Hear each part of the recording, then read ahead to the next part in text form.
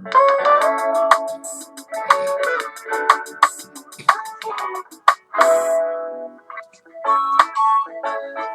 tata Zambia mpungu lelo. Dala kwetu mana Afrika. Asi jiluye manema. Yambudanki tata. Ngatu vo yamutafila kanana. Vo takuteka ni matata. Visa watuloloka. Visa watulilandefi. Visa watulungisa. Kani Afrika. Inamupasika ka. Tata Zambia. Tusila levo. Ukimbangu. Yeritakina. Yamumasu. Kanadia kongo kola. Kondolonde bokolo muzai. Mahikwa musuma ngamu bantu sanso. Mahidikilanga tenyero kyaki. Wenda musibaza kongo detidila. Wenda mumabata detidila pe. Wenda kukavinge kongo detidila. Kaka Zambia kongo dibadilu geto. Masomo makongole fukila kata. Kana vombe na mapaki kutupe. Kana vombe na matombe mosukala. Neti kulo bado wale fukila mo.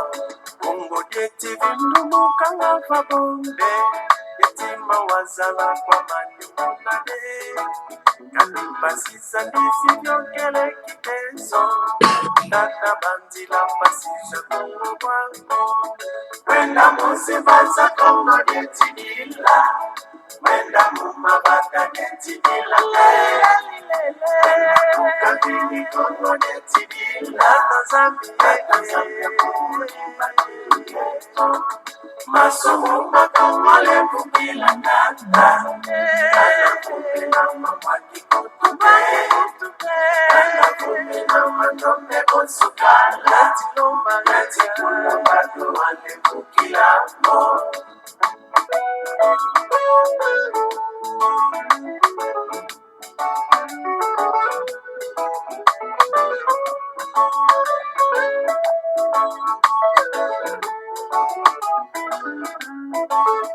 Uwa menga weti kumbanga kukongo.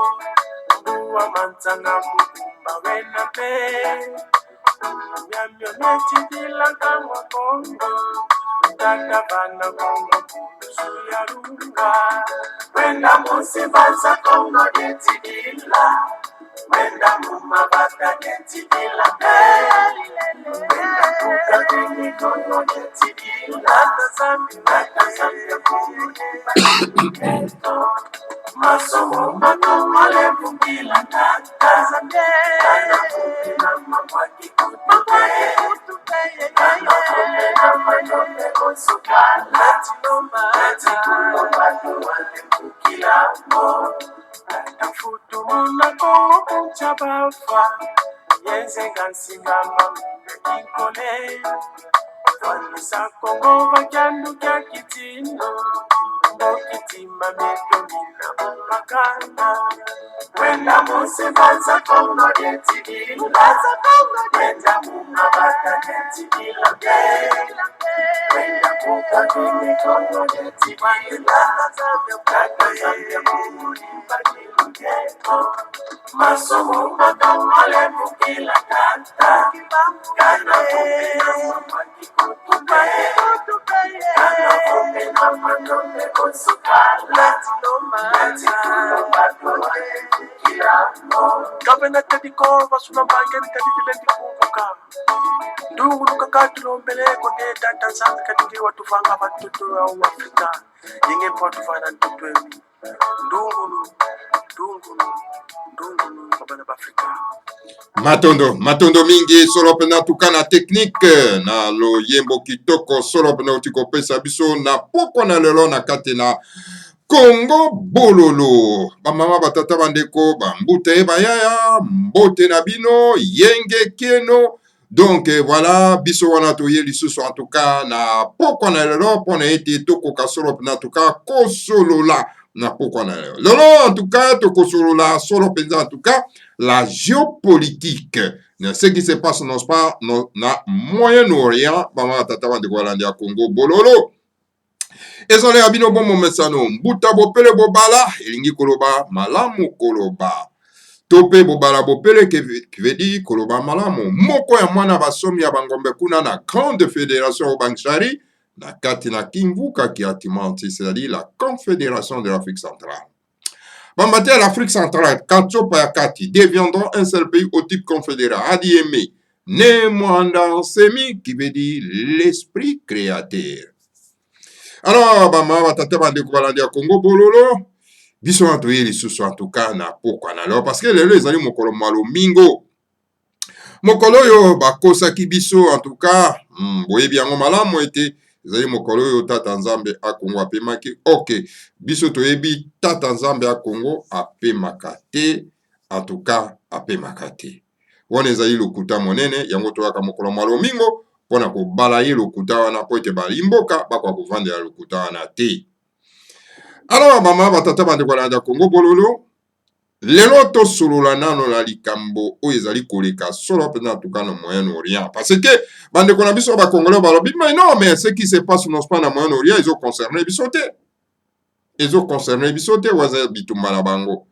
Ah oui effectivement ba mama batata bandeko parce que toza na Moyen-Orient te tozali na kati na Katsopa alors donc oyo ezali koleka kuna ils ont concerné biso te mais wana soki tolobi bongo en tout cas bambuta ye bayaya toza vraiment na erreur moko grave boyebi yango très bien bama tata bandeko na ya Congo bololo l'humanité ekoma nango un petit village ekoma na un petit village alors donc eza kosenga la solidarité de chacun de nous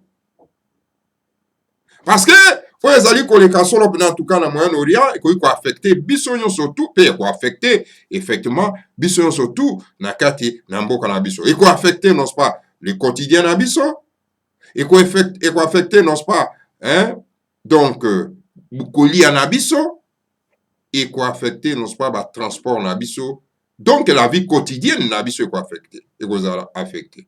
Donc, et kolobake bambuta e bayaya bama tata bandeko donc ce qui se passe n'est-ce pas na Moyen-Orient ailleurs ils ont concerné biso alors il faut tout fongola miso pona kotala. Alors la question que je me pose aujourd'hui bambuta e bayaya bama batata bandeko est-ce que dans l'Occident collectif basé sous na basage était mais ceux qui basent na basage pona ni bakoki kotika solo pena en tout cas moto na liboma akoka solo pena en tout cas kotia moto na kati na planète terre oyo ekomi solo pena en tout cas un petit village pour na biso banso. Alors donc ezali likambo ya la jeunesse il faut jeunesse fungola miso parce que l'avenir ya planète terre eza ko appartenir non pas na jeunesse. Un vieux papa de 86 ans akoki ko mettre en péril non pas avenir non pas ya planète terre te tango ye akoloba ete akoréduire non pas l'Iran na âge ya Pierre Taillé alors toza kosatendre wana na nimba ma tata bandeko ya mwana na la sagesse Congo batangi biso batei biso na le grand enseignant de la sagesse Congo ne Mwanda Nsemi alobi mbeli bapesaka yango na moto aliboma te mbeli bapesaka yango na moto aliboma te parce que soki bopesi mbeli na bato ya maboma bakosala nini bakodétruire bino na yango. Alors mbeli oyo mokonzi ya Amerike asimbi lelo ezali la technologie oyo basali na yango ba avion ba bombe ezali mbeli soki totiki yango na moto na liboma akosala nini akodétruire planète na biso oyo ekoma un petit village yango wana toza koloba ete ce qui se passe na Moyen-Orient eza koconcerner biso tango un président de la République aza kofungola mbanga aza koloba ete akoréduire mboka songolo na age ya Pierre Taillé ingoloba nini ingoloba ke utiliser ba bombe atomique pour détruire, n'est-ce pas, mboka moko boy. Mais ce qu'a utilisé ba bombe atomique lelo et quoi affecter biso nyonso ba mama tata bande kolanda Congo bolo. Alors c'est pour cette raison ba mbute ba yaya ba mama tata bande ko et senge na biso ko se réveiller. Qu'on se réveille pour que to plaqué au sol, n'est-ce pas, moto na liboma wana. Parce que a comme le la moto yo mbo akati singa mama tata bande kolanda Congo bololo. Parce que hier à des ans là-bas 86 ans 2 ou 3 ans à côté de la planète Terre poison à la mokili ya molimo. Et l'avenir, n'est-ce pas, il y a la planète Terre. Et ça, il y a la jeunesse. Et la jeunesse ne peut pas, je veux dire, croiser les bras pour là, un vieux papa de 86 ans a détruit, n'est-ce pas, l'humanité. Au nom, il y a le président de la République. Et c'est pour cette raison, dire que ce qui se passe dans le Moyen-Orient, ils ont concerné Bissote, c'est une erreur grave. Donc, si l'Occident collectif n'a plus les sages, il faut pas qu'il n'ait pas apprendre, n'est-ce pas, dans Bundu dia Congo. Car Bundu dia Congo enseigne la sagesse négro-africaine. Alors qu'enseigner s'il y a un problème, donc il faut que ça la parole, qu'on va en assez en été, qu'au solo là. Comment un frère aîné de la technologie a connu comme un grand bagarreur? Mais c'est grave. Un frère aîné, Moussana Ezali, Koreni, Kosangisa, Baimbo Kapona Kosolola, et qu'on trouver une solution, un compromis, na likambo songolo pakala. Si un frère aîné a commis un bagarreur, à mettre en péril, n'est-ce pas, Mboka Bama Tatabandu. C'est pour cette raison, ce qui se passe là-bas, ça nous concerne. Ils ont concerné Bissot. Les lots, ce qui se passe, n'est-ce pas, en Iran, et ça peut affecter, n'est-ce pas, la vie quotidienne à Bissot. Prix à essence et mati, prix à carburant et mati, prix à gaz et mati, donc vie est comme cher, billet est comme cher. Hein? C'est pour cette raison que ça concerne Bissot. Et il faut Bissot ouvrir l'œil total à ce qui se passe. Et ceux qui ont donc un conseil à donner, tout peut ça conseil.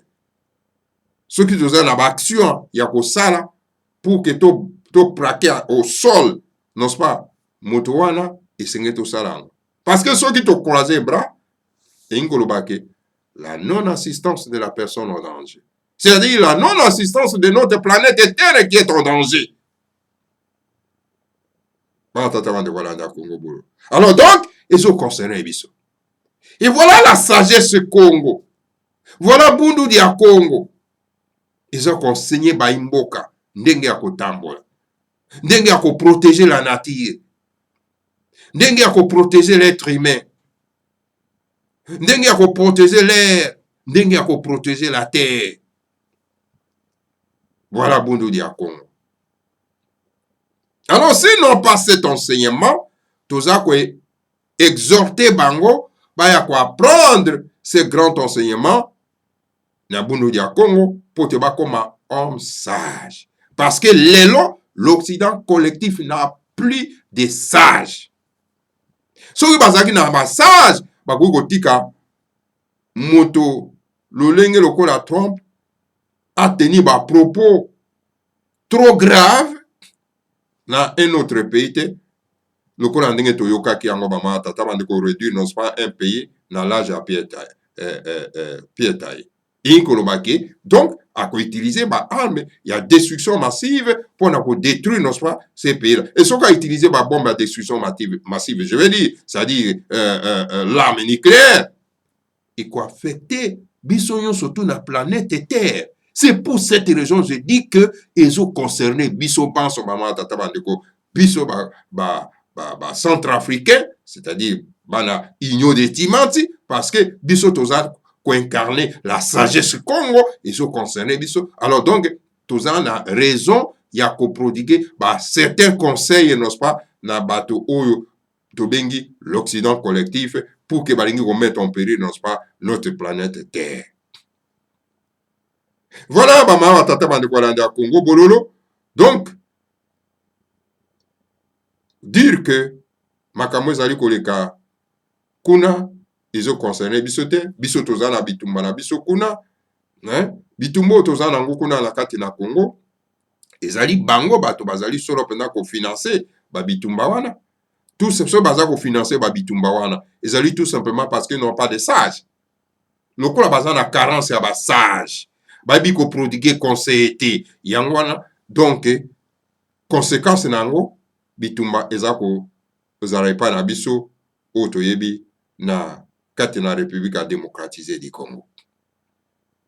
Et c'est pour cette raison nous avons un instrument ya tata nzambe ya Congo où ezako prodiguer ba imboka donc des bons conseils ba mateya ya kitoko ou rendre bango bakoma solo penza nospa na sagesse o bakoyeba solo penza kotambusa mboka balobi mboka batambusa yango na bato ya maboma te bato maboma bana place te ya kosimba solo penza en tout cas la politique il faut simbama na bato bazali na sagesse sage. Lokola l'Occident collectif baza na crise wana. Il y a sagesse. Alors il faut tout exhorter bango ba ko apprendre n'est-ce pas na bondo dia Congo. Car nous avons n'est-ce pas un enseignant, un grand enseignant, il y a le Seigneur à Congo au nom de Nemanda Semi. Où il y a solo en tout cas pour enseigner la sagesse négro-africaine. Où ils ont concerné donc l'humanité tout entière. Voilà la géopolitique en tout cas na mokolo mwalelo. On dit ce qui mboka continent est comme une crise identitaire. Batuango bakomaka ko se comporter comme des voyous. Des voyous. C'est ça ce qui se passe. Parce que, bon, écoutez, moi j'ai tous les armes. Donc, on a un président de la République, na mboka songolo pakala, na Venezuela, na memie, na mboka na ngai, na kidnappé, parce que aza koboya kopesa ngai, pétrole naza nango na bosenga na koyi kozwa ba arme bibundeli na ngai na ke ko kidnappé ye ale na memi ye sikoyo na loma na kati na mboka na ngai. Voilà, c'est là où nous sommes. Donc la loi de la jungle. La loi de la jungle. Donc mboka ekoti na pito pale. Mboka ekoti na loyenge na mobulu. Alors, bato balingi kotia mboka na pito pale na loyenge. Alors, il faut qu'il y ait la mobilisation de la jeunesse. Pour que la jeunesse ait sa responsabilité na ye. Pour avenir, il y a planète Terre eza na maboko na bango. Avenir, il y a planète Terre eza na ba vieux comme ça te waza na 86 ans. Parce que bientôt ils vont partir. Hein? Alors, on va mettre KO na humanité et l'avenir y a jeunesse kozala wapi. Alors donc, debout la jeunesse, si vous n'avez pas appris la sagesse du Seigneur à Congo, venez à Bundu dia Congo pour apprendre cette sagesse. La sagesse du Seigneur à Congo ne se trouve pas dans les binzambinzambi, ne se trouve pas dans Alléluia, mais ne se trouve pas, non pas, dans la Bible coloniale. C'est une distraction pure et simple.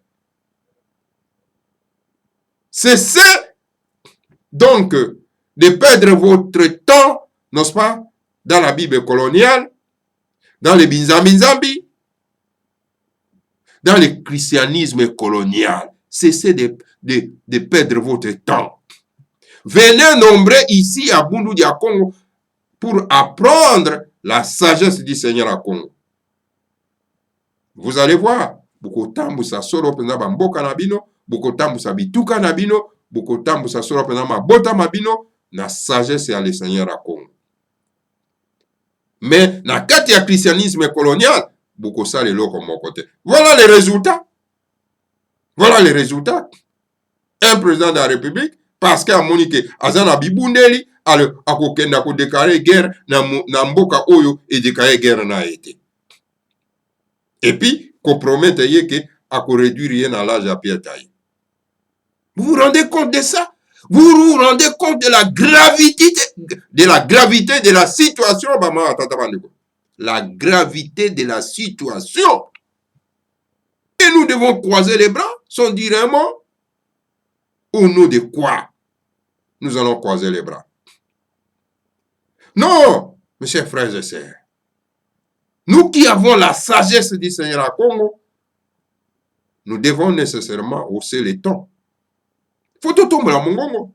Tout le baquet, non, stop. La violence, stop. Dans le lingue, nous avons détruire notre village, qui est la planète Terre. Voilà, maman, tata, bandeko. Yango toza ko exhorter na bino banso. Pour rejoindre Bundu dia Congo pour apprendre, n'est-ce pas, la sagesse du Seigneur à Congo. C'est dans Bundu dia Congo que vous avez la sagesse du Seigneur à Congo. Pas dans le christianisme colonial. C'est la foutaise. Pas dans les binzabinza, dans les alléluia, mais c'est la foutaise. Venez nombreux, cherchez là où se trouvent, n'est-ce pas, des responsables de Bundu dia Congo pour apprendre cette sagesse du Seigneur à Congo, enseignée par le grand maître Nemandasemi, qui est Longi à Congo, c'est-à-dire que l'enseignant du Seigneur à Congo. Voilà, mes chers frères et sœurs, en bref, ce que je voudrais, n'est-ce pas, na poko na lelo, yako interpeller moko na biso, pour te akwa koyeba ete mai mazali koleka solo pena en tout cas na Moyen-Orient, ezoko concerner biso banso et sengeli solo pena en tout cas moko na biso azwa plus de conscience. Alors amituna, qu'est-ce que je peux faire pour na ete situation oyo et koka solo pena en tout cas ko dégénérer te, parce que moins mambi azali en œuvre. Donc, le monsieur la racine du mal est en œuvre. Ouais. Ce qui boye bien ngote, et c'est n'est beaucoup à quoi bangolero.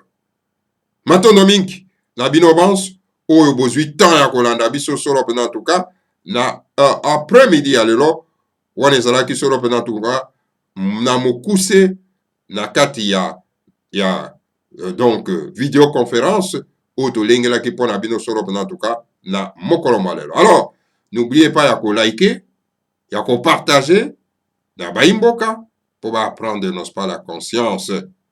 Il y a danger où ils ont gêté biso liboso awa. Ouais. Abonnez-vous massivement. Donc, voilà. Et surtout, commentaire na bino ezali nécessaire. Commentaire ezali nécessaire. Et puis, aide na bino pe ezali très important parce que pour que tout le monde améliorer, n'est-ce pas, chez Nabiso préféré, n'est-ce pas, il y a Congo Bololo. Donc, voilà, Mbouté Baya, Tata Bandeko. Donc, voilà, to komi Nasuka, il y a émission Nabiso, wana, en tout cas, to Kuta Nabino, toujours mbala, Yassima, na numéro Mosusu, na cadre ya vidéoconférence, oyo, to lengela ki ponabino, na mokolo mo alelo. Alors, donc, Koko Nabiso, bako ako simba biso, bako kasoro pena en tout cas ko tambusa biso, pona ete humanité na biso, eko akozala détruite na bato ya maboma o basimi mbeli. Matondo mingi na bino banso. Technique, en tout cas, Loyembo.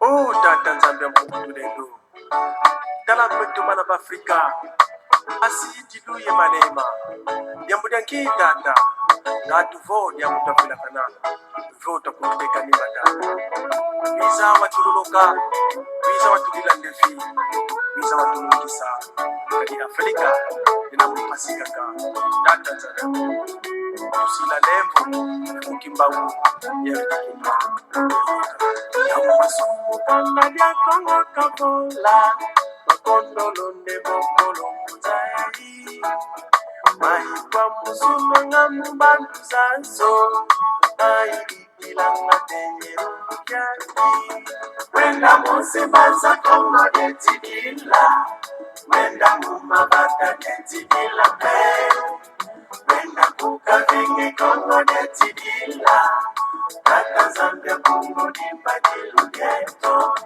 masomo makamale bukila tata kana vombe na mamwaki kutute kana vombe na matombe kosukala netikulo bado wale bukila mo kongo deti vindumukanga vabombe yetima wazala kwa mani monade kanipasiza ndisi vyokele kitezo tata banzila mpasiza kongo kwangu wenda musibaza kongo lyetidila wenda mumabata lyetidila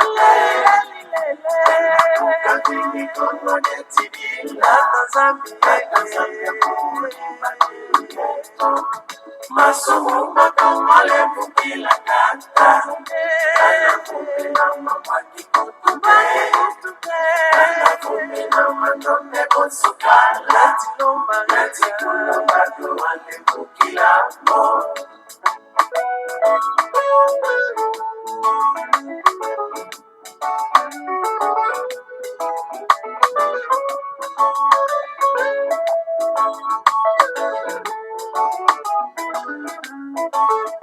uwamenga wetikumbanga kukongo uwa manzanga mukumba wena pe nyamyo netidilanga mwakongo tata bana kongo kulusu ya lunga wenda musibaza kongo lyetidila wenda mumabata lyetidila pe wenda kukavini kongo lyetidila tazambia kongo limbadilugeto masomo makamale bukila tata kana kumbe na mamwaki kutupe kana kumbe na matombe kosukala netikulo bado wale bukila mo tafutu muna kongo kunchabafa yenzenga nsingama mbe kikole twanisa kongo bakyandu kya kitindo mokitima meto mina mumakana wenda musibaza kongo lyetidila wenda mumabata lyetidila wenda kukavini kongo lyetidila tata zambia kongo limbadilugeto masomo makamale bukila tata kana kumbe na mamwaki kutupe kana kumbe na matombe kosukala netikulo bado wale bukila mo gavana tediko basuna mbangeni tedidilendi kuvuka ndunguluka katulombeleko ne tata nzambe kadingi watuvanga batutu ya Afrika yengempa watuvana ntutwemi